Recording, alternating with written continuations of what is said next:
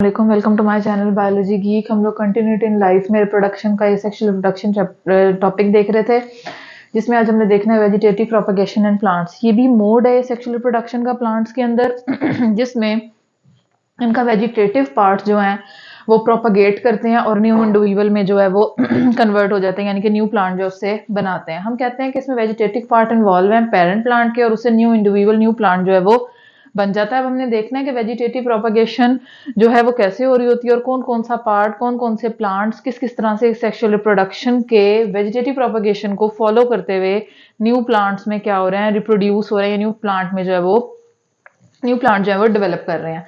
हम कहते हैं नॉर्मली वेजिटेटिव पार्ट में स्टेम आ जाता है, रूट आ जाती है, लीफ आ जाता है, या कोई भी ऐसा स्ट्रक्चर, कोई ट्यूबर होगा, कोई लेटरल बर्ड्स हो सकते हैं, रूट्स हो सकती हैं, इस तरह की चीजें जो है वो इन्वॉल्व होगी वेजिटेटिव प्रोपगेशन में। वेजिटेटिव प्रोपगेशन बेसिकली दो तरह की होती है, एक आर्टिफिशियल वेजिटेटिव प्रोपगेशन, एक नेचुरल। नेचुरल क्या होगी? नेचुरली, जो कि खुद ब खुद हो रही होगी, उसको कोई भी ट्रिगर नहीं कर रहा, मॉनिटर नहीं कर रहा, ऑटोमेटिकली स्टार्ट हो रही है। आर्टिफिशियल क्या होगी कि वो क्या होगा, मैन यानी कि ह्यूमन बींग्स जो है उसमें इन्वॉल्व होंगे। हम उनको आर्टिफिशियली अपने desired trade, desired plant obtain करने के लिए क्या करेंगे, डिजायर्ड रिजल्ट ऑब्टेन करने के लिए क्या करेंगे, यूज करेंगे।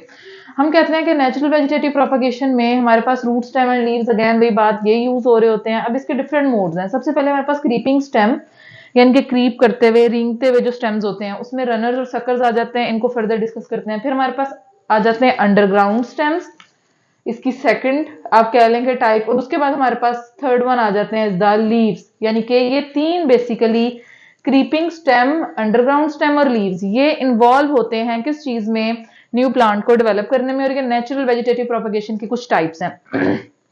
क्रीपिंग स्टेम में हम देखते हैं कि हमारे पास दो टाइप्स हैं, रनर्स और सकर्स। रनर्स क्या हैं? वो कहते हैं कि थिन, लॉन्ग और वीक स्टेम्स होते हैं जो क्रीप करते हैं। फॉर एग्जांपल ये आपके पास क्या है, ग्राउंड है, और इस ग्राउंड के ऊपर आपका स्टेम क्या है, क्रीप करेगा, यानी कि रिंगेगा, और जहां इसको डैम्प एटमॉस्फेयर मिलेगा वहीं पे जो इसके नोड्स हैं वो अटैचमेंट करेंगे और क्या करेंगे, न्यू प्लांट्स जो है उसको क्या कर देंगे, ग्रो करवा देंगे। अच्छा, इसमें दो फेजेस आ जाते हैं। एक वो कहता है कि बाज वक़्त क्या होता है, हम ये बात जानते हैं कि जो प्रोट्रूडिंग सा रीजन है, ये जो बड लाइक स्ट्रक्चर है, बेसिकली ये नोड होता है, और इन दो नोड्स के दरमियान जो स्ट्रक्चर आता है इसको हम क्या कहते हैं, इंटर नोड कहते हैं। आप लोगों ने शुगर केन देखा होगा, वो उसका पोर्शन जहां से लीव्स निकल रहे होते हैं। मैं यहाँ पे ड्रॉ करने की कोशिश करती हूँ। ये इस तरह से, ये हमारे पास इस तरह से क्या होती है, शुगर केन की स्ट्रक्चर होती है। अगर आप उसका स्टेम देखें या आप उसका जो बेसिकली शुगर केन होता है, हम कहते हैं कि ये क्या है, ये वाले पोर्शन, यहां से इनका लीव भी ओरिजिनेट हो रहा होता है। ये बेसिकली क्या है, नोड्स हैं, और इन नोड्स के दरमियान का जो एरिया है that is basically the enter node. तो वो कहता है रनर्स में होता क्या है बेसिकली कि बाज़-औक़ात ऐसा होता है कि ये ग्राउंड पे क्रीप कर रहे होते हैं, तो हर नोड जो है ना वो एक न्यू प्लांट में कन्वर्ट हो जाता है, एक न्यू प्लांट बनाता है। इनका जो इंटरनोड वाला एरिया ये क्या हो जाता है, डाई हो जाता है, खत्म हो जाता है। तो अभी अगर फॉर एग्जांपल 4 नोड थे, 5 नोड थे, 10 नोड थे, तो 10 न्यू प्लांट्स बने हैं, वो फर्दर अपने आप को ग्रो करते जाएंगे। एक ये केस होता है। दूसरे केस में क्या होता है कि ये इस ग्राउंड पे क्रीप करते जाते हैं, और इनका जो इंटरनोड रीजन है ये क्या है, डाई नहीं होता, बल्कि ये एक लॉन्ग चेन बना देते हैं, और क्या है, एक ही इस स्टेम से कई न्यू प्लांट्स हर नोड पे जो है वो क्या हो जाते हैं, ओरिजिनेट हो जाते हैं, फिर वो आपस में क्या रहते हैं, कनेक्टेड रहते हैं। ये नॉर्मली स्ट्रॉबेरी और ग्रासेस वगैरह जो है वो इस तरह से क्या कर रहे होते हैं, ग्रो कर रहे होते हैं। ये देखिए यहाँ पे मैंने रनर्स की बनाई हुई है कि ये एक ही स्टेम है जिससे कई प्लांट्स ग्रो कर रहे हैं, और एक ये है कि नोड, इंटरनोड दरमियान में मिस हो गया है, और एक दो इंडिविजुअल प्लांट्स बने, और उन्होंने फिर फर्दर जो है वो आप कह लें कि हमारे पास न्यू प्लांट जो है वो बनाना है। फिर उसके बाद रनर्स के बाद सकर्स आ जाते हैं। ये भी हम क्रीपिंग स्टेम की ही पढ़ रहे हैं, टाइप 1, और उसके बाद दूसरी क्या है इसकी, सकर्स टाइप 2।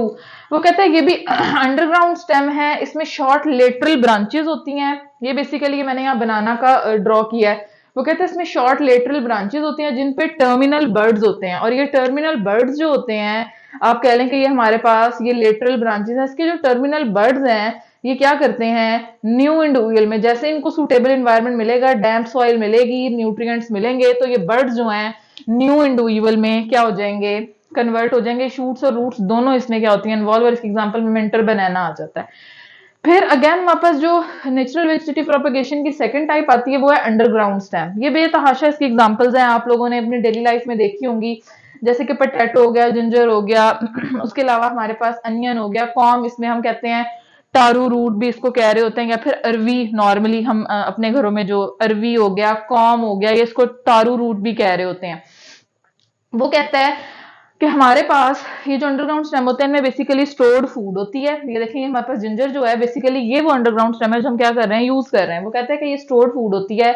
इनके ये नोड में जो लाइंस एंड नोड है और सेंट्रल इंटरनोड है, वो कहते हैं कि इससे न्यू प्लांट जो है वो क्या हो जाता है, डेवलप। अक्सर आपने देखा है कि अगर जिंजर बहुत अरसे तक डैम्प एरिया में पड़ी रहे और वहां पे सॉइल भी और सुटेबल एनवायरनमेंट है, तो इससे इस तरह की कुछ स्ट्रक्चर जो है ग्रीन और व्हाइटिश सी अपेयर होना शुरू हो जाती है और हल्का सा लीफ भी अपेयर होता है। तो वो कहते हैं कि ये स्टोर्ड फूड होती है, इस पे न्यूमरस बर्ड्स होते हैं और हर बर्ड जो है न्यू प्लांट में क्या करने की कैपेबिलिटी रखता है, और वही जो स्टोर्ड फूड है उसको यूज करेगा, न्यू प्लांट में कन्वर्ट हो जाएगा। वो कहते हैं इसमें राइजोम ऑफ जिंजर यूज होगी, कॉम यूज होगा, तारू, तारू के ऊपर भी आपने देखा है कि उसके नोड्स और इंटरनोड्स होते हैं और उनके अंदर कैपेबिलिटी होती है ग्रो करने की। सब ऑब्जर्व किए होंगे आपने घर में, लेकिन आप इसको किस तरह से कैटेगराइज करेंगे, क्या नाम देंगे मोर स्पेसिफिकली, वो हमें नहीं पता होता। तो वो आज की क्लास में आपको पता चल जाएगा। उसके बाद बल्ब, ये देखें हमारे पास ये अनियन है, अनियन का जो ऊपर वो जो कैप सी होती है वो बेसिकली, इससे भी आपने देखा है कि बाजू का ग्रीन ग्रीन से लीव्स निकलना शुरू हो जाते हैं वो।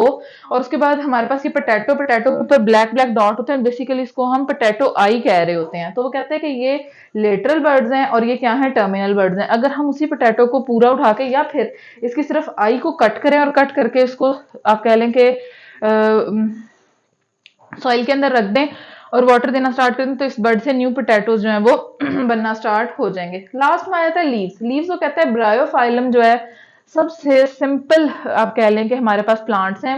वो कहते हैं कि उनके अंदर एडवेंटिशियस बर्ड्स होते हैं लीफ के ऊपर, ठीक है, जो कि आप ये देखें ये वेन है, ये सेंट्रल वेन है और इससे आप कह लें कि ये इस तरह से, वो कहते हैं कि जहां पे वेन जो है वो एंड हो रही होती है वहां पे क्या मौजूद होते हैं, लेटरल बर्ड्स होते हैं। जैसे ये लीफ फॉल करेगा और इसके फॉल करने से जैसे ही ये बर्ड इन कांटेक्ट आएगा सॉइल के साथ, इससे न्यू इंडिविजुअल जो है, न्यू प्लांट जो है क्या कर जाएगा, ग्रो कर जाएगा।